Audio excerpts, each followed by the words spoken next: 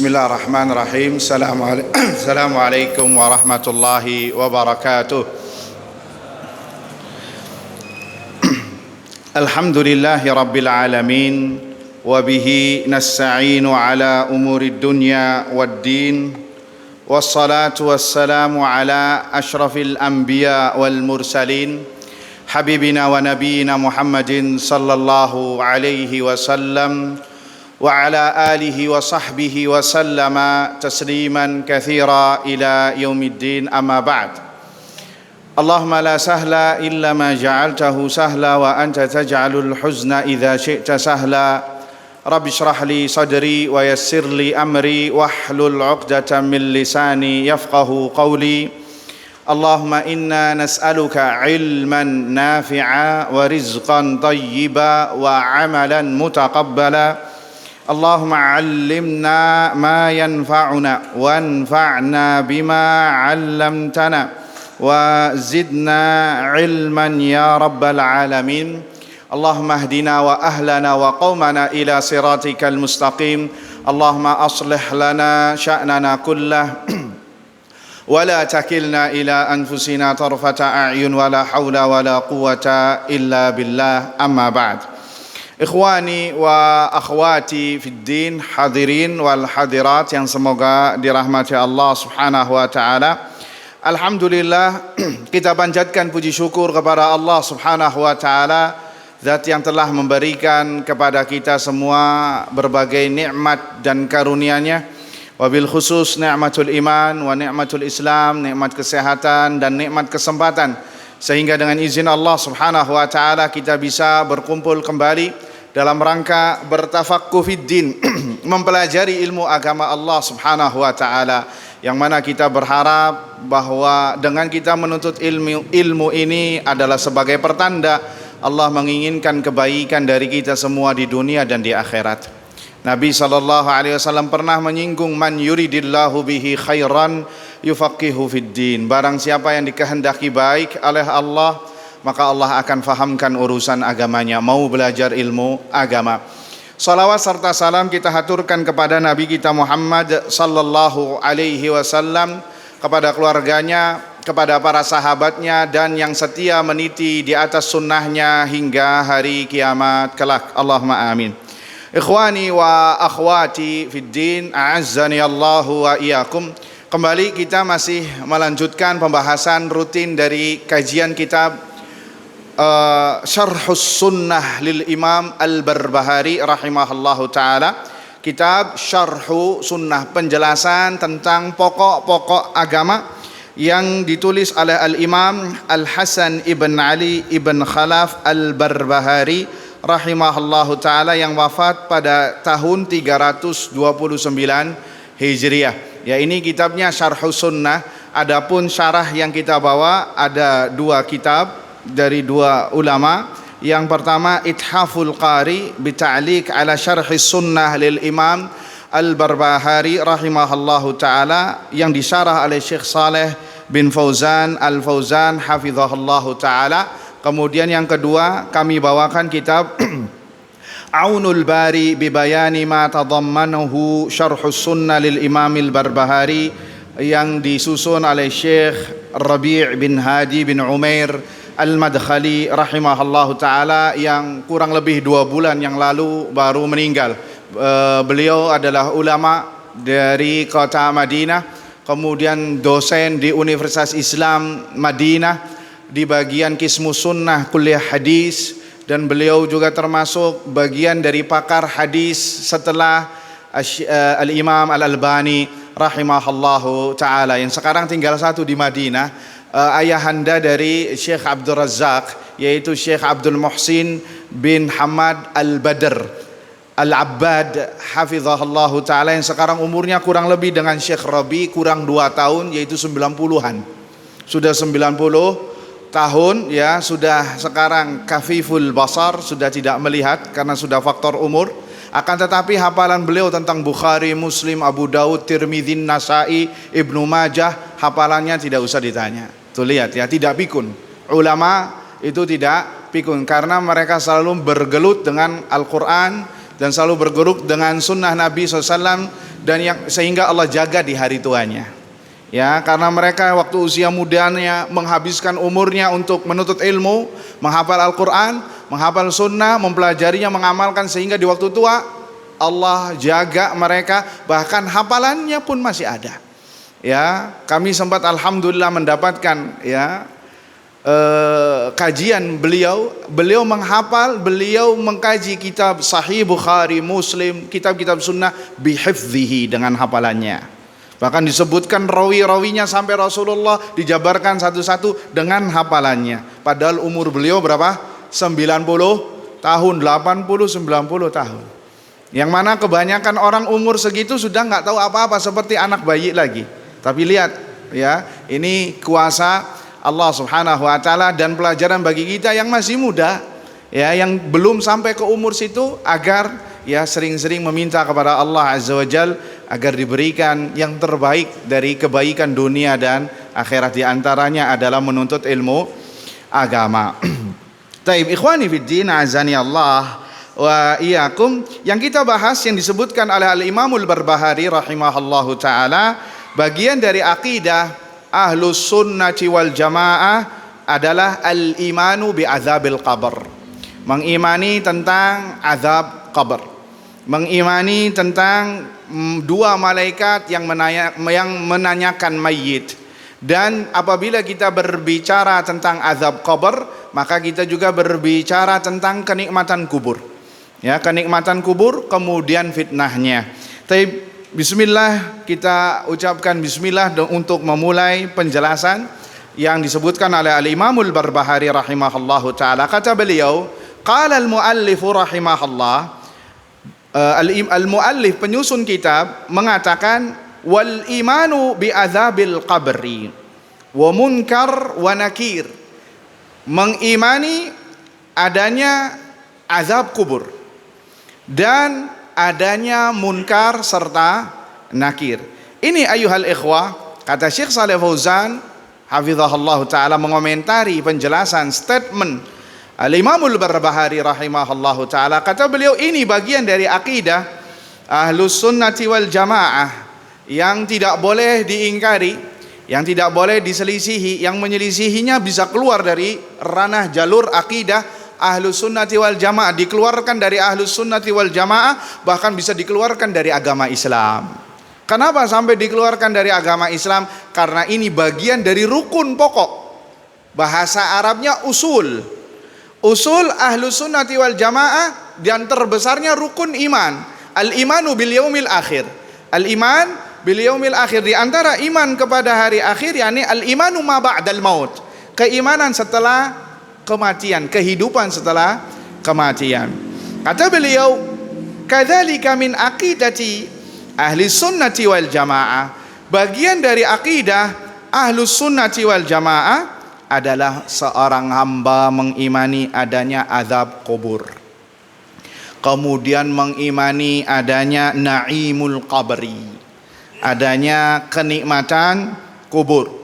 Karena al-mayyitu, mayit tatkala diletakkan di awal pertama di liang lahatnya, di alam barzahnya, ada dua kemungkinan, imma an yu'adzaba fi qabrih wa imma an yuna'am. Entah dia diazab wal iyadzubillah, atau mendapatkan kenikmatan kubur. Semoga kita semua mendapatkan kenikmatan kubur dan dijauhi dari azab kubur. Katakan amin ya ikhwah. Allahumma amin. Ila an yub'atsa yaumal qiyamah. Sampai kapan? Sampai dibangkitkan hari kiamat. Sampai dibangkitkan hari kiamat. Disebutkan oleh Syekh Rabi di sini, adapun orang-orang mukmin mendapatkan kenikmatan. Adapun azab kubur itu diperuntukkan bagi siapa? Bagi al-kafirin, orang-orang kafir. Bagi al-munafiqin, munafik nifaq akbar. Yang nifaknya munafik seperti di zaman Rasulullah sallallahu alaihi wasallam. Dan kemudian yang ketiga al-mujrimun, para pendosa. Ya, para pendosa dari kalangan kaum muslimin. Orang-orang yang bertauhid, yang membawa dosa dan belum bertaubat, maka akan bagian dari penyucian dosa adalah diazab di alam kuburnya, sehingga nanti di hari kiamat diringankan dosanya karena sudah mendapatkan azab kubur jika tidak mendapatkan ampunan dari Allah Subhanahu wa taala. Ya. Itu penggalan yang disebutkan oleh Syekh Fauzan hafizahullahu taala. Taib, ayyuhal ikhwah, disebutkan di sini kata Syekh Saleh Fauzan, adapun alam kubur atau qabru ya adalah manzilatun bainad dunya wal akhirah. Dia adalah satu tingkatan setelah dunia dan sebelum akhirat. Ya, satu fase, satu keadaan sebelum akhirat dan setelah dunia. Bahasa lainnya, mereka yang tinggal di situ adalah para alumni dunia. Ya, para alumni dunia, bukan para alumni sekolah ini dan itu, Pak. Alumni dunia itu kapan? Mana alumni dunia itu yang di pemakaman? Itu adalah mereka alumni dunia. Ya. Walidzalika yusamma bil barzakh. Dalam bahasa syariatnya fase ini dinamakan fase al-barzakh.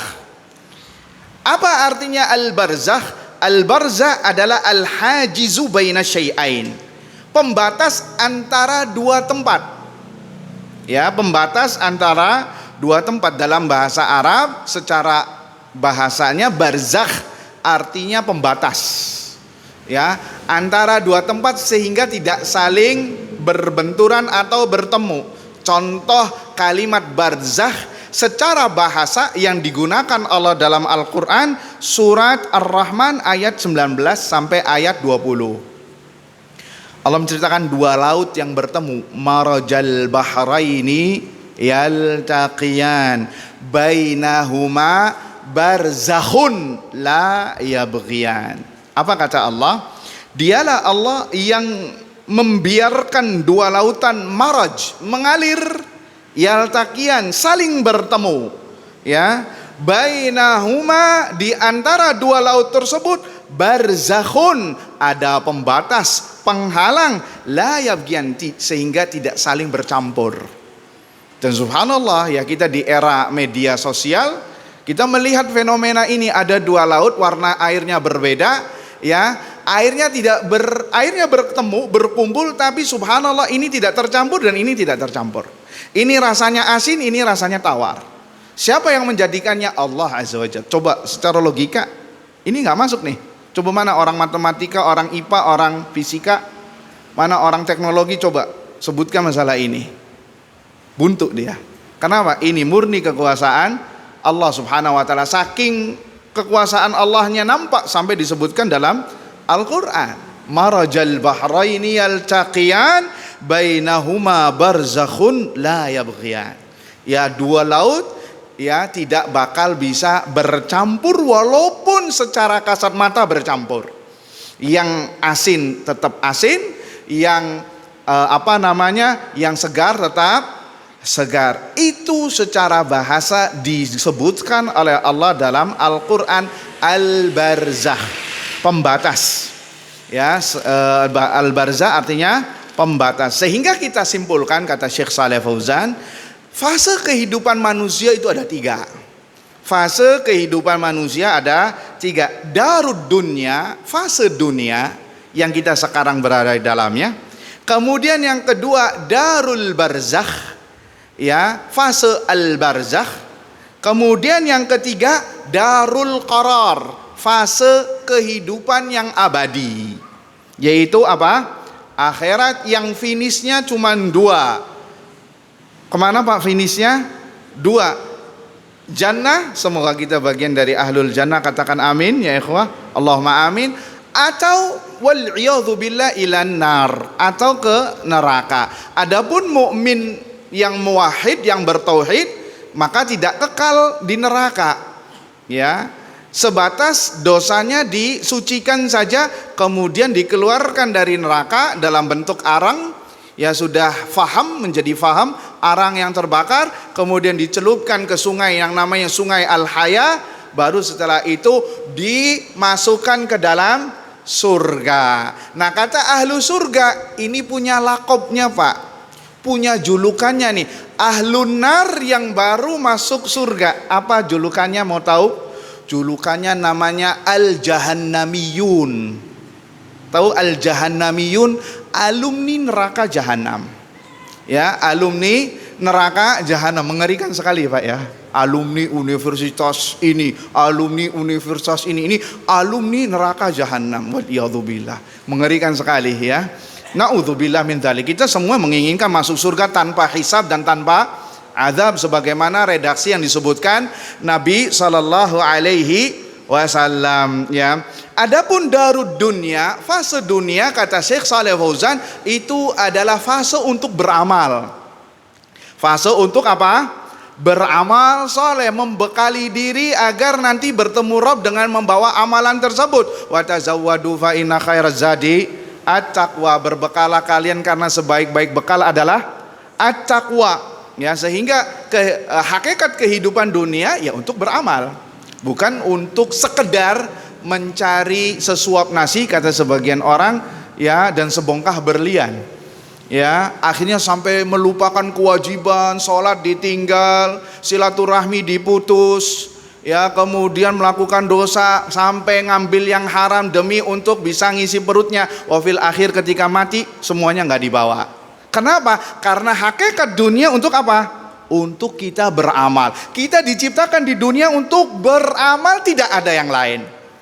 Apa dalilnya? Dalam surah Ar-Dzariyat ayat 56 atau 57 kurang lebih ya, atau 58, wa ma khalaqtul jinna wal insa illa liya'budun. Dan tidaklah aku ciptakan jin dan manusia kecuali untuk beribadah kepadaku, untuk menyembahku kata Allah, untuk mentauhidkanku. Artinya kata Allah bahasa lainnya, kalau ente nggak beribadah ngapain anak nyiptain ente? Anak ini nyiptain ente untuk beribadah kepada aku kata Allah.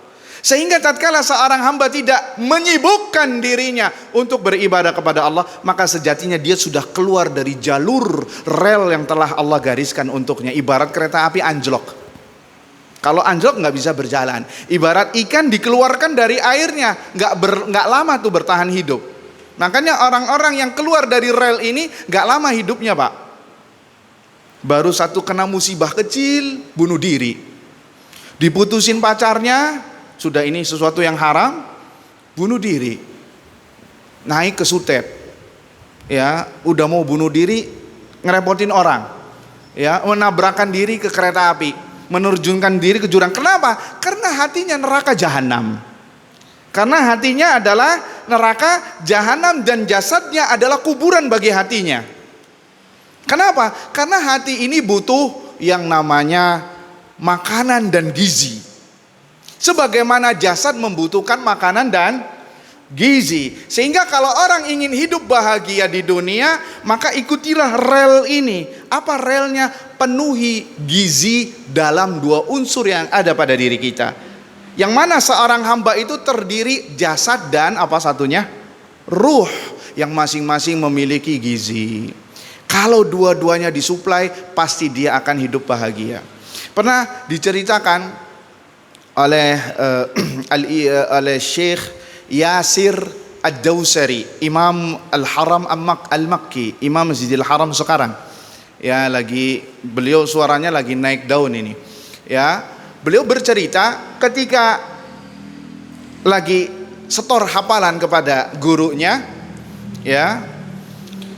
Ada seorang anak muda yang mukanya gundah gulana, risau, murung ya, kayak nggak ada tanda-tanda kehidupan baginya, nggak bahagia. Akhirnya dia mengatakan kepada gurunya tersebut, ya Syekh, saya menginginkan engkau. Kata syekhnya, kalau nggak salah saya pernah cerita di sini apa belum? Belum ya.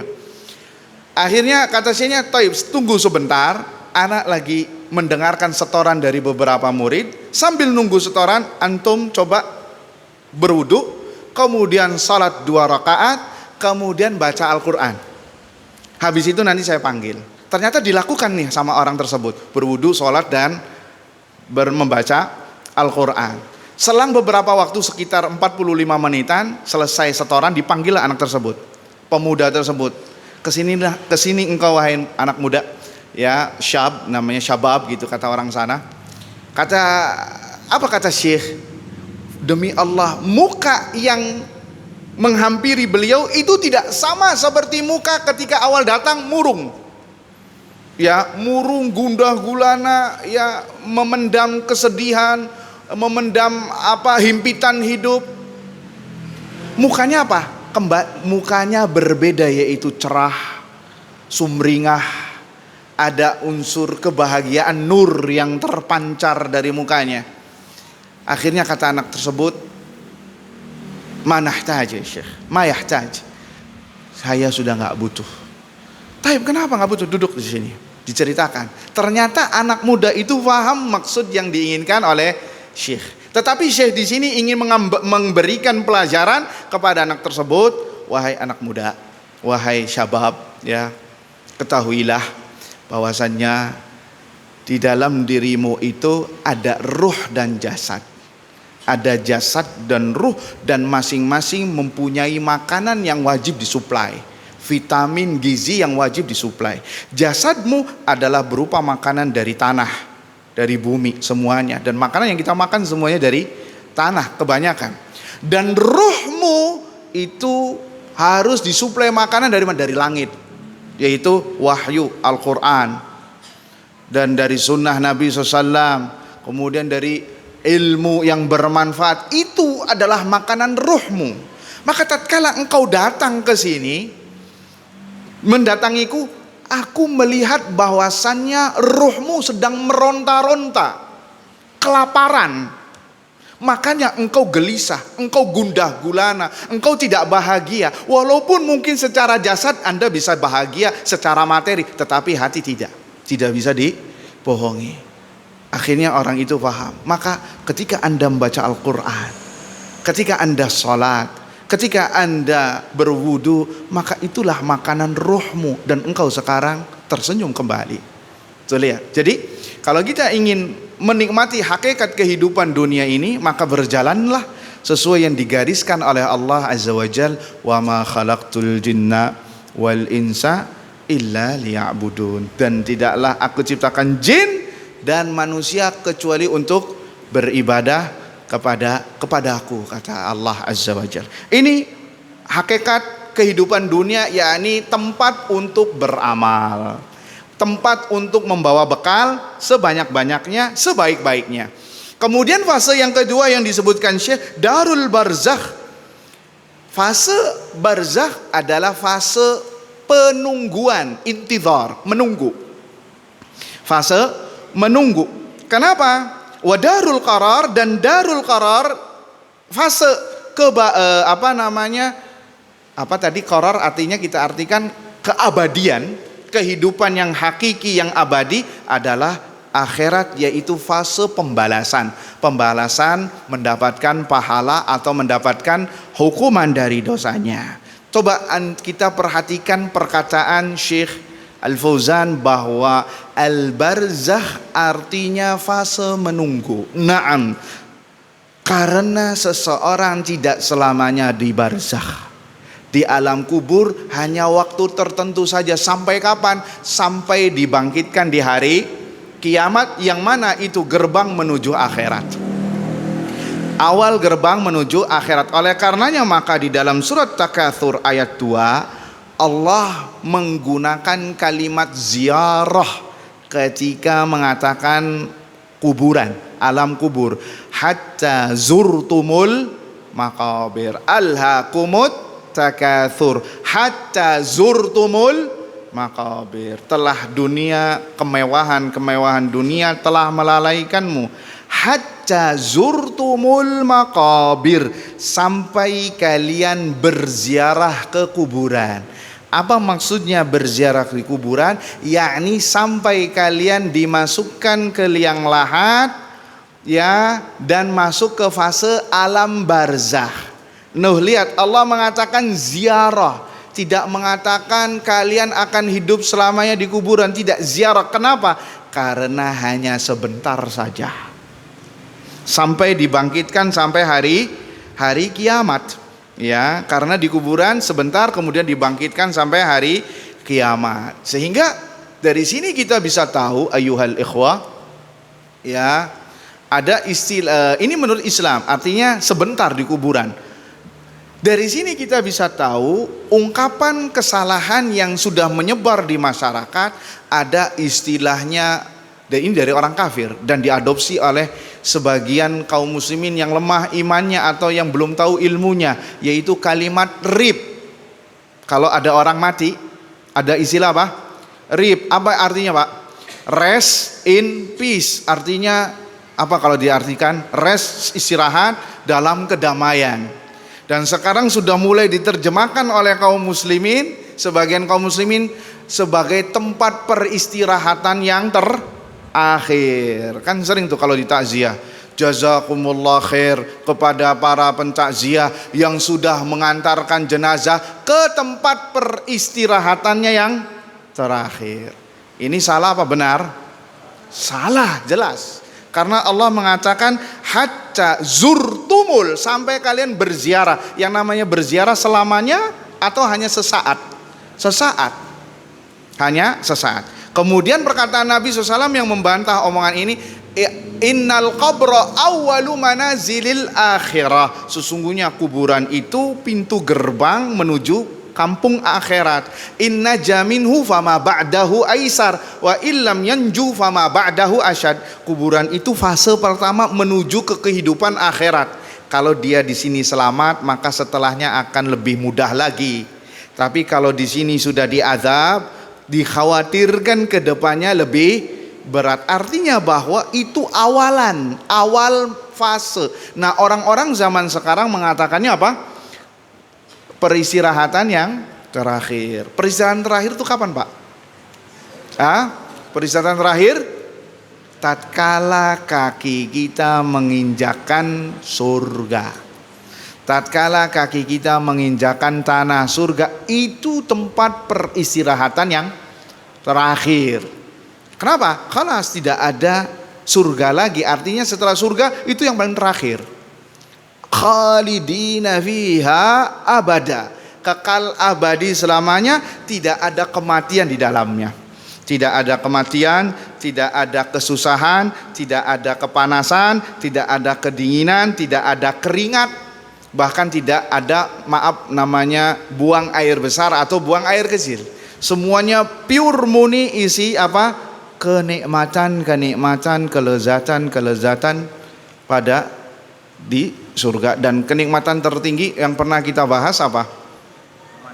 Memandang wajah Allah Subhanahu wa taala. Semoga kita semua bisa memandang wajah Allah di surga kelak. Allahumma amin. Pernah kita bahas hadisnya, alam azidkum, ya, tatkala Nabi mengatakan idza dakhalal ahlul jannatil jannata, tatkala penduduk surga masuk surga, maka Allah berfirman kepada penduduk surga, alam azidukum, maukah aku tambahkan? Maka penduduk surga agak bengong, Pak, agak bingung.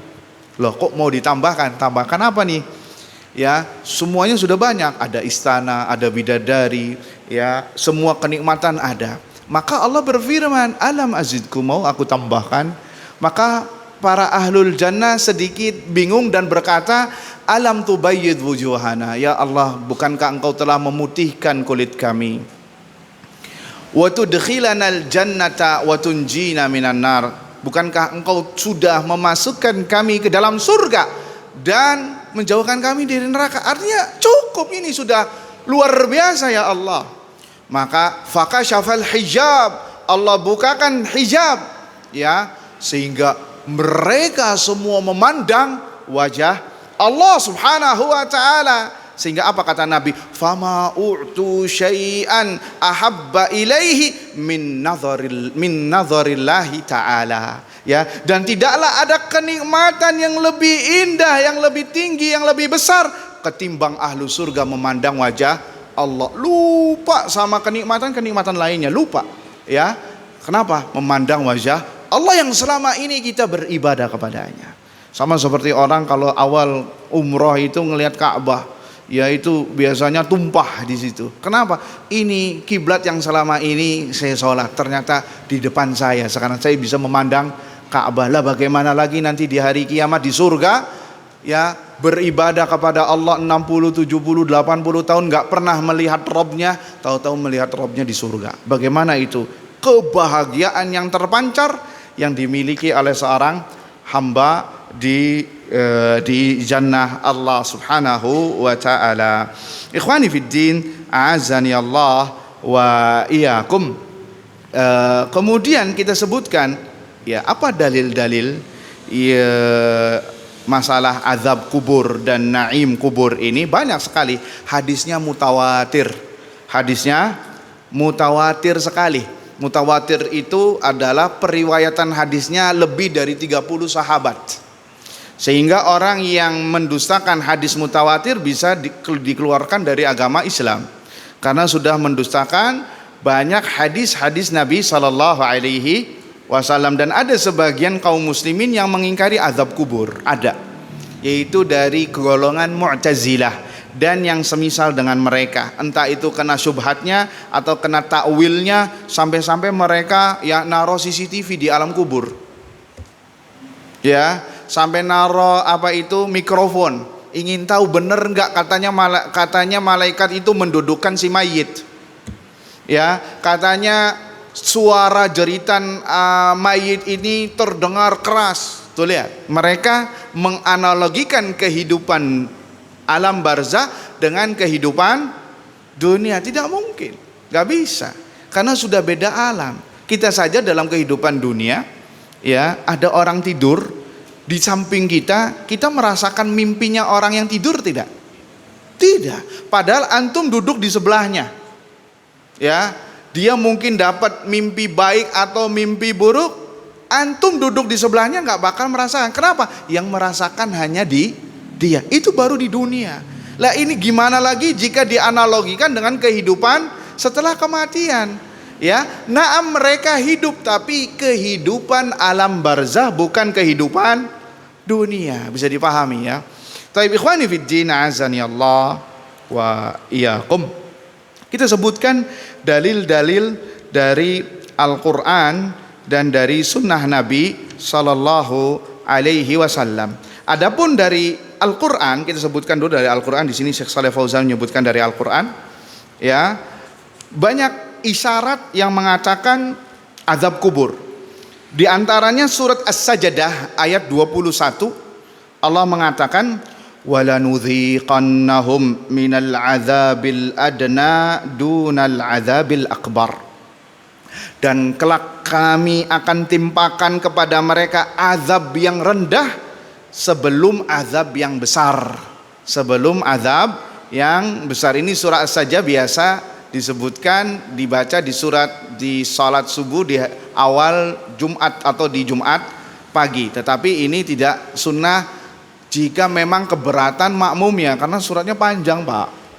Ya, di kita aja di pesantren itu baca ini santri banyak berdehem, ya, apalagi kalau di kelas Masjid An-Nur misalkan, khawatirnya nanti bubar, sholat sejadah dibaca, habis itu surat Al-Insan, ya. Di Masjidil Haram pun surat As-Sajdah dan surat Al-Insan dibacanya dengan cara cepat, khawatir memberatkan makmum, ya. Jadi sunnah itu, Pak, sunnah itu lihat kondisi makmumnya.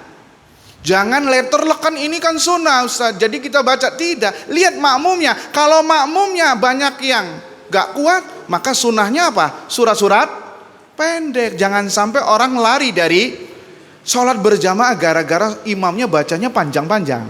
Ini bukan sunnah. Lihat, Nabi pernah memarahi siapa? Mu'adz ibn Jabal, baca surat dalam satu surat Al-Baqarah sampai habis. Al-Baqarah sampai habis, bayangkan. Akhirnya kata Mu'adz, ente ini munafik, saya laporkan ke Rasul. Maka kata orang ini, justru saya akan laporkan ente ke Rasulullah, karena ente sholatnya panjang. Akhirnya dilaporkanlah kepada Nabi SAW tentang perbuatan Mu'adz ini. Apa kata Nabi SAW? Nabi memanggil Mu'adz, mukanya merah, ya. Afattanu anta ya Mu'adz, afattanu anta ya Mu'adz, afattanu anta ya Mu'adz. Apakah ente ingin membuat fitnah di kalangan umat ini? Apakah ente ingin membuat fitnah di kalangan umat ini? Apakah ente ingin membuat fitnah di kalangan umat ini? 3 kali Nabi mengatakannya. Tuh lihat, berarti sunnahnya adalah dilihat kondisi makmumnya. Kondisi makmumnya, kalau imamnya, kalau makmumnya banyak yang tua, banyak yang sudah berumur ya perlu dikondisikan, jangan panjang-panjang banget lah, sedang-sedang saja lah, yang normal-normalnya. Kalau mau panjang dibacanya cepat. Dan itu sebenarnya di Arab Saudi sana, sebelum menjadi imam itu ada namanya pembekalan fikih imam dan para khatib. Apa saja disebutkan, karena di sana sekarang satu struktur, satu komando lewat Departemen Agama atau Kementerian Agama. Bahkan satu khutbah pun di Arab Saudi semuanya satu judul, seluruh Saudi ya, satu judul. Misalkan judul hari ini tentang gempa bumi, misalkan semuanya tentang gempa bumi, termasuk Masjidil Haram dan Masjid Nabawi, karena sudah terstruktur. Taib ikhwani fiddin azani Allah wa yakum. Ini gara-gara ada kalimat surat As-Sajdah ya, sampai kemana-mana nih. Apa kata Allah Azza wa Jal? وَلَنُذِيقَنَّهُمْ مِنَ الْعَذَابِ الْأَدْنَى دُونَ الْعَذَابِ الْأَكْبَرِ. Dan kami timpakan kepada mereka azab yang rendah sebelum azab yang besar. Kata para ulama, azab yang rendah adalah azabul qabr, itu azab al-qabr. Wakil, ada juga yang berpendapat azab di dunia. Azab di dunia. Itu yang pertama dari Al-Quran. Kemudian di dalam surat Ghafir ayat 46, Allah Azza wa Jalla berfirman tentang Fir'aun, An-naru yu'raduna 'alaiha ghuduwan wa 'ashiyya wa yawma taqumus sa'atu adkhilu ala fir'auna asyaddal 'adzab. Neraka selalu dipaparkan kepada Fir'aun di setiap pagi dan sore, dan nanti pada hari kiamat akan dikatakan kepadanya, masukkanlah keluarga Fir'aun, bala tentara Fir'aun ya, dengan azab yang sangat besar, azab yang sangat pedih. Kata para ulama, di sini Fir'aun belum masuk neraka atau belum terjadi hari kiamat, sehingga dipaparkan di sini neraka ke Fir'aun itu di alam kubur, di alam barzah, di setiap pagi dan sore ya. Sampai kapan? Sampai hari kiamat. Tatkala hari kiamat, maka dia akan dimasukkan ke neraka yang paling dalam dan azab yang paling pedih, wal iyadzu billah. Kemudian juga surat Thaha ayat 124, Allah mengatakan, wa man a'rada an dzikri fa inna lahu ma'isyatan dhanka wa nahsyuruhu yaumal qiyamati a'ma. Dan barang siapa yang berpaling dari mengingatku, ya, berzikir dari Allah, mengingat Allah, melenceng dari agama, tidak mau menurut terhadap perintah Allah dan Rasulnya sallallahu alaihi wasallam, apa kata Allah? Maka baginya kehidupan yang sempit, dan kami akan kumpulkan dia nanti pada hari kiamat dalam keadaan buta. Qala lima hasyartani a'ma wa qad kuntu basira. Qala kadzalika atatka ayatuna fanasitaha wa kadzalika al-yawma tunsa. Ini lanjutan ayatnya. Kata Allah, ya Allah, kenapa engkau himpunkan kami, bangkitkan kami dalam keadaan buta, padahal dulu kami di dunia itu bisa melihat. Maka kata Allah, ya begitulah engkau ketika di dunia, datang ayat-ayat kami, engkau berpaling, engkau melupakannya, maka pada hari ini kami melupakan engkau. Waliyadzubillah, sebagai bentuk balasan dari Allah Subhanahu wa taala. Taib, lihat kalimat ma'isyatan dhanka, kehidupan yang sempit. Kata para ulama, kehidupan yang sempit yakni di alam barzakh, yakni isyarat tentang azab kubur, isyarat tentang azab kubur. Taib, adapun dalil dari sunnah Nabi sallallahu alaihi wasallam mutawatirah. Di antaranya, ayuhal ikhwah, hadis yang disebutkan oleh Asma bintu Abi Bakrin As-Siddiq radhiyallahu anhuma, tatkala Nabi salat mengimami salat gerhana matahari, kemudian Nabi berpaling, yakni menghadap ke makmum, berkhutbah, memuji Allah dan menyanjungnya, kemudian mengatakan amma ba'd ma min syai'. Sudah masuk Isya? Sudah masuk Isya? Belum? Sudah masuk Isya? Sudah. Tapi kita break sebentar untuk masuk Isya, habis itu kita lanjutkan sedikit saja insyaallah.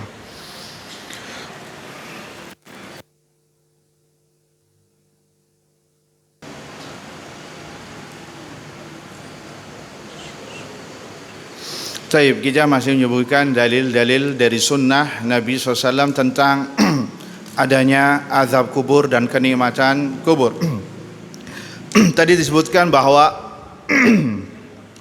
Nabi SAW mengimami salat khusuf gerhana, kemudian setelah selesai beliau berkhutbah memuji Allah dan menyanjungnya, kemudian mengatakan amma ba'd.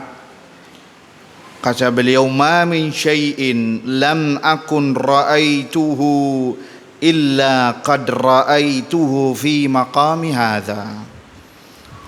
Tidak ada satupun yang aku belum melihatnya kecuali sekarang saya sedang melihatnya dari tempat saya berdiri sekarang.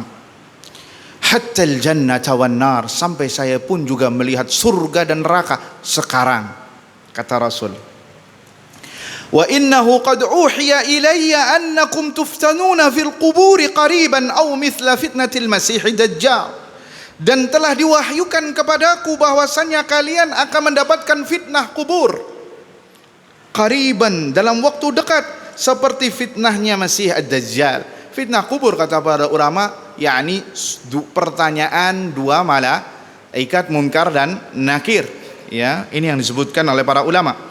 Ya, makanya di sini Asma mengatakan, perawi hadis, la adri ay dzalik, saya tidak tahu apa maksudnya. Kemudian Nabi mengatakan lagi, fayu'ta ahadukum fayuqal. Tuh lihat, ini tafsir dari fitnah tadi.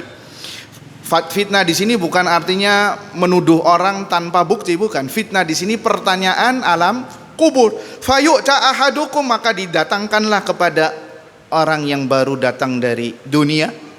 Ya, fayuqal, maka dikatakan, ma ilmuka bihadzal rajul, apa pengetahuanmu, apa ilmumu tentang orang ini. Yakni yang dimaksud adalah Rasulullah sallallahu alaihi wasallam. Kemudian Nabi mengatakan, adapun seorang mukmin dan seorang yang yakin, dia akan menjawab, huwa Muhammad, huwa Rasulullah, dia Muhammad, dia Rasulullah. Ja'ana bil bayyinat wal huda, datang kepada kami dengan petunjuk, dengan hidayah.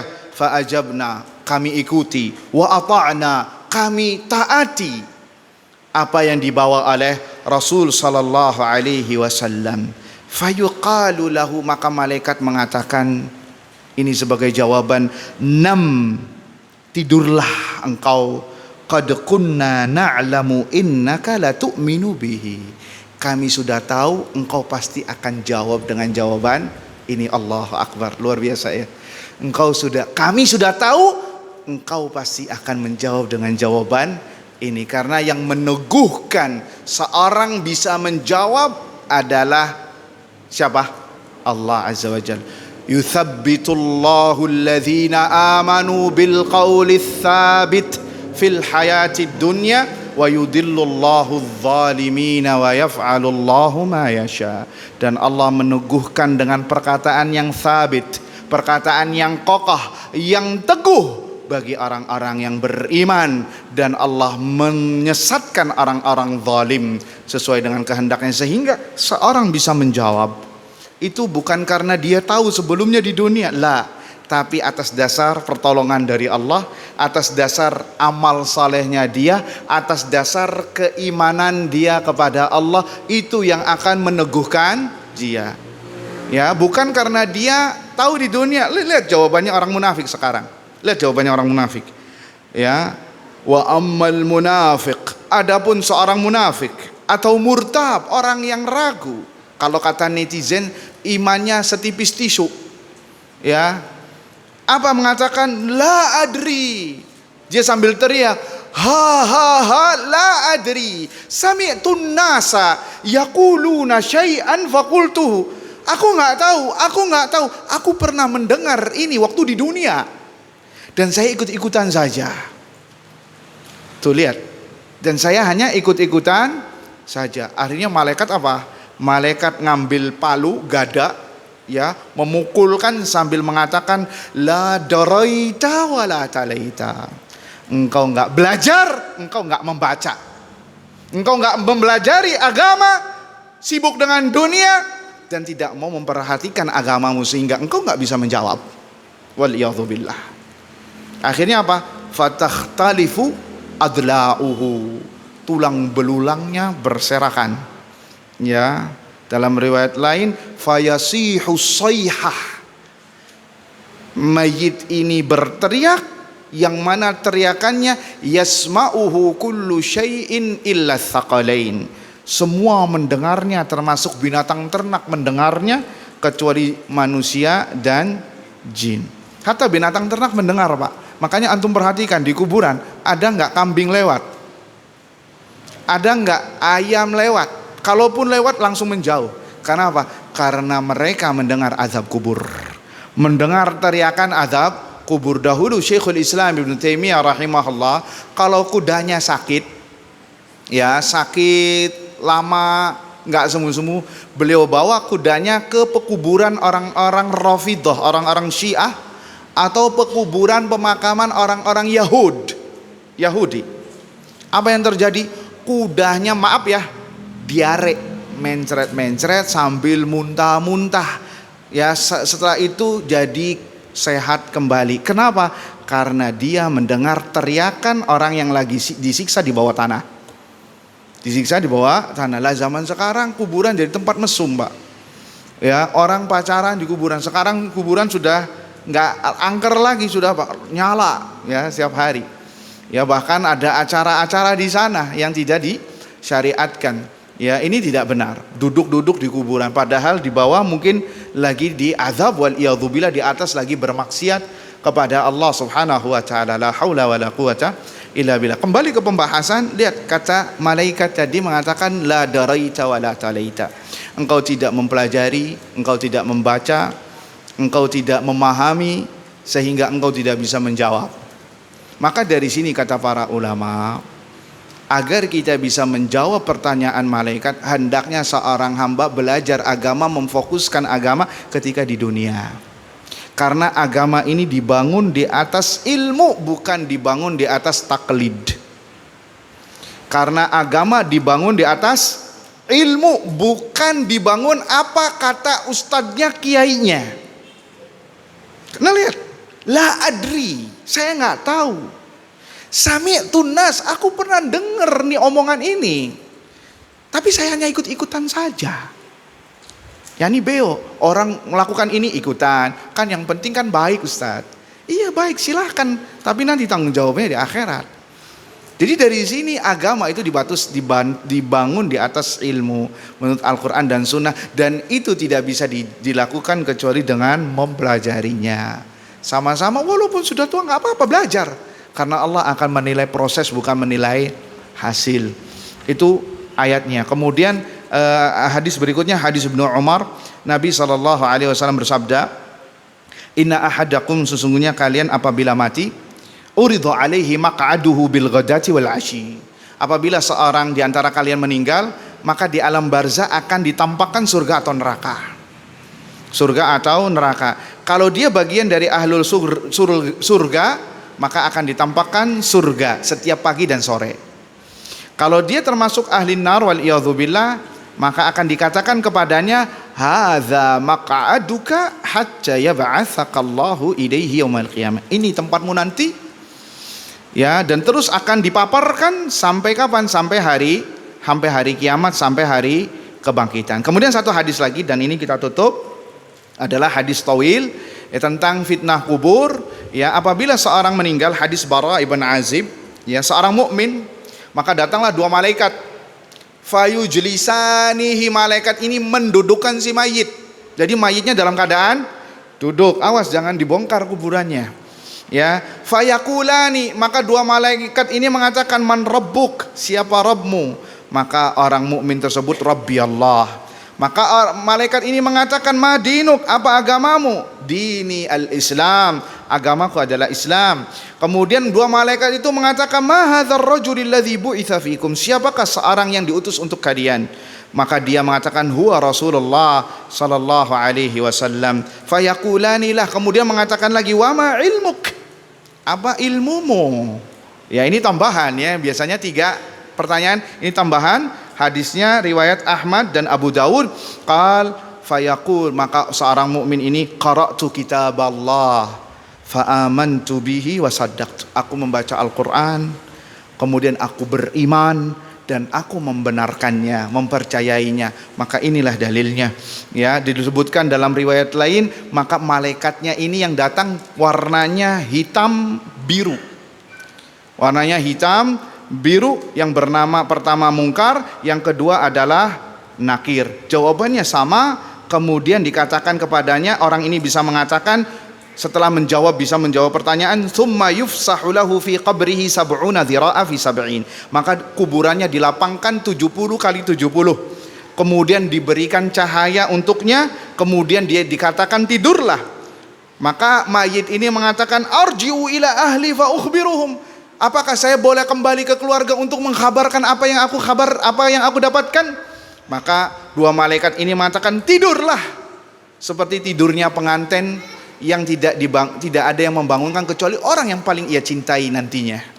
Artinya ini bagian tidur di sini adalah tidur bagian kenikmatan dari kenikmatan alam kubur ya. Terus akan dibangkitkan sampai hari kiamat. Adapun munafik, dia mengatakan, sami'tun nasa yaquluna faqultu mithlahu, aku pernah mendengar ucapan ini dan saya tidak tahu. Maka malaikat mengatakan, qad kunna na'lamu annaka taqulu dzalik, kami sudah ngira ente nggak bakal bisa jawab. Kata malaikat, kami sudah ngira ente nggak bakal bisa jawab. Ya, karena apa? Karena ente la daraita wa la talaita, ente nggak pernah belajar dan tidak pernah membaca Al-Quran. Akhirnya dikatakan, iltami'i alaih, fayuqalu lil ardi iltami'i alaih, himpitlah dia. Ya, fataltami'u alaih, maka bumi pun menghimpitnya. Fatahhtalifa fiha adla'uhu, maka tulang berulangnya berserakan. Fala yazadu fiha mu'adzaban hatta yab'atsahu Allahu min madja'ihi dzalik, terus senantiasa akan diazab sampai hari kiamat. Ya, berarti lihat, Abu Jahal, Abu Lahab sekarang diazab di alam kubur sudah 14 abad.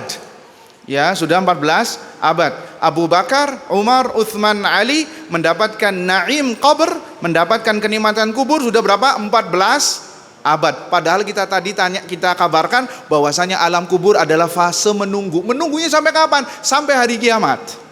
Bisa jadi berada di alam kubur lebih lama ketimbang kita waktu di dunia. Di dunia 60, 70, 80. Di alam kubur bisa 1000, 2000, 3000, 4000, wallahu taala a'lam, sampai dibangkitkan hari kiamat. Kemudian satu poin lagi dan ini kita tutup, perintah Nabi untuk berlindung dari azab kubur. Ya, Nabi SAW bersabda, apabila kalian bertasyahud, maka hendaknya minta perlindungan kepada Allah dari 4 poin.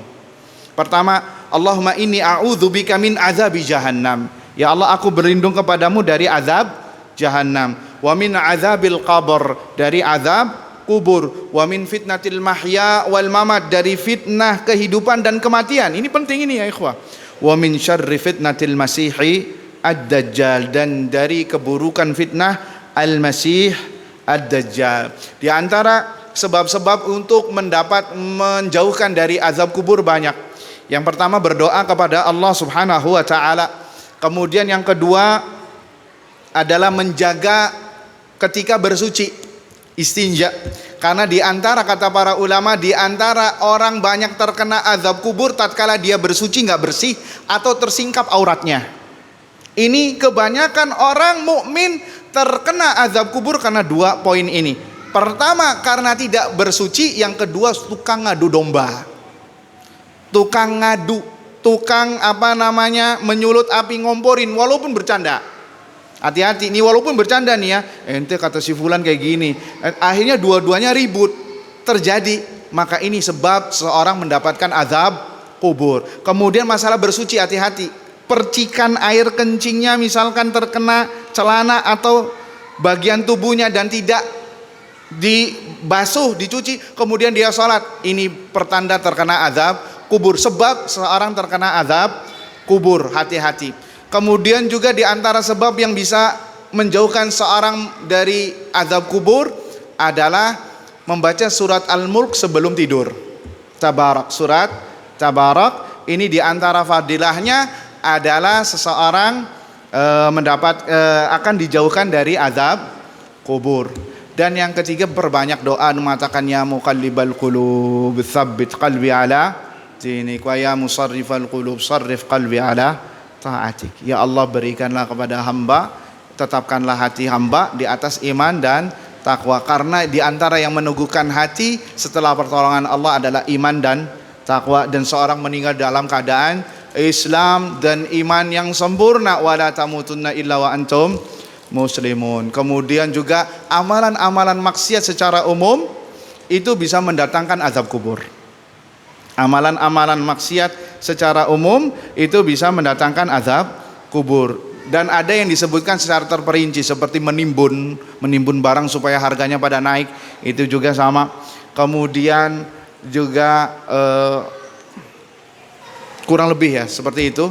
Yang intinya yang disebutkan Nabi, beristinja tidak baik, tidak bersih, dan suka ngadu domba. Nabi SAW mengatakan la yadkhulul jannata qattat, tidak masuk surga orang yang suka ngadu domba. Wallahu taala a'lam bisawab. Semoga kita semua termasuk orang-orang yang selalu mendapatkan kebaikan dunia dan akhirat, dimasukkan ke dalam surga, dijauhkan dari azab kubur dan mendapatkan nikmat kubur, dan mendapatkan surga Firdaus bersama Rasulullah sallallahu alaihi wasallam, memandang wajah Allah. Katakan amin ya ikhwah. Allahumma amin. Amin ya rabbal alamin. Kita tutup dengan doa kafaratul majlis. Subhanakallahumma wa bihamdika asyhadu an la ilaha illa anta astaghfiruka wa atubu ilaik. Assalamualaikum warahmatullahi wabarakatuh.